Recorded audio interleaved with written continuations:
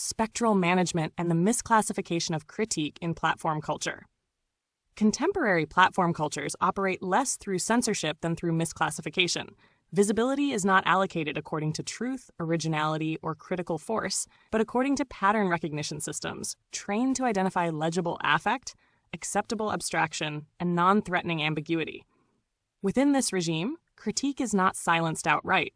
It is aestheticized, softened, and circulated as ambience. Occasional anomalies, sudden spikes of engagement attached to otherwise marginal or invisible sources, are best understood not as recognition, but as algorithmic drift.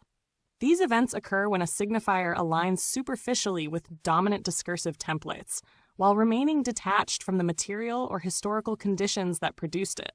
The system amplifies the signal while erasing the source. Language that appears academic, theoretical, or playfully abstract often functions as a protective wrapper. Detached from lived specificity, it is read as cultural commentary rather than structural critique. Infantilized or meme-adjacent registers further reduce perceived risk, allowing critical vocabulary to circulate in neutralized form. The platform tolerates specters more readily than bodies.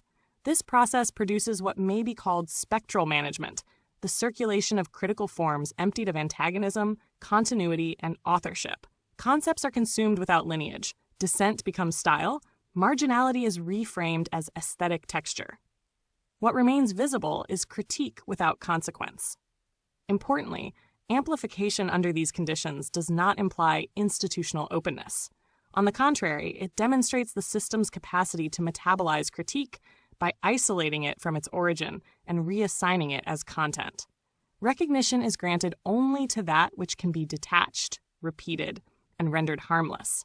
The result is a culture in which visibility functions as a filtering illusion. Engagement metrics simulate attention while foreclosing understanding.